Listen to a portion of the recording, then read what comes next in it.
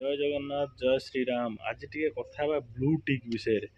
ତ ସାଙ୍ଗମାନେ, ଆପଣମାନେ ଯେଉଁ ବ୍ୟସ୍ତ ହେଉଛନ୍ତି ବ୍ଲୁ ଟିକ୍ ମାନେ ଫେସବୁକ୍ ଆଇଡି ସାଇଟ୍ରେ ଯେଉଁ ବ୍ଲୁ କଲର୍ ଠିକ୍ ଚିହ୍ନଟେ ରହୁଛି, ସେଇଥିପାଇଁ ଆପଣ ବ୍ୟସ୍ତ ଜମା ହୁଅନ୍ତୁନି। କାହିଁକିନା ସେଥିରେ କିଛି ଫାଇଦା ହିଁ ନାହିଁ।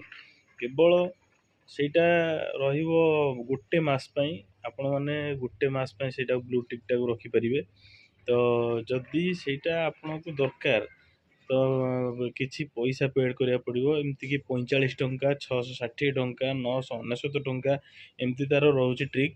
ତ ଆପଣମାନେ ସେଥିରେ କିଛି ଫାଇଦା ହିଁ ନାହିଁ, ସେଇଟାକୁ ନେବା ବି ଆବଶ୍ୟକ ନାହିଁ। ଯଦି ବି ଯେଉଁମାନଙ୍କ ଦରକାର ସେମାନେ ଯାଇକରି ନେଇପାରିବେ, ଫୋନ୍ପେ ମାଧ୍ୟମରେ, ପେଟିଏମ୍ ମାଧ୍ୟମରେ ନେଇପାରିବେ। ତ ସେଇଟା ପ୍ରତି ମାସକୁ ମାସ କଟିବ।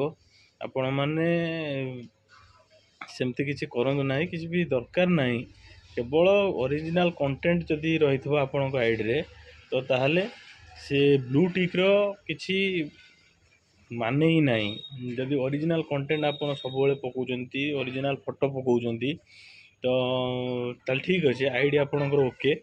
ତ ତେଣୁକରି ଆପଣମାନେ ଏମିତି କିଛି ଭୁଲଭାଲ କରନ୍ତୁ ନାହିଁ, ଯେଉଁଥିପାଇଁ କି ଆପଣମାନେ ହଇରାଣ ହେବେ। ଆପଣମାନେ ଜାଣିପାରୁନଥିବେ, ଯେଉଁମାନେ ଯେ ନୂଆ ୟୁଜର୍ସ ସେମାନେ ଜାଣିପାରିବେନି।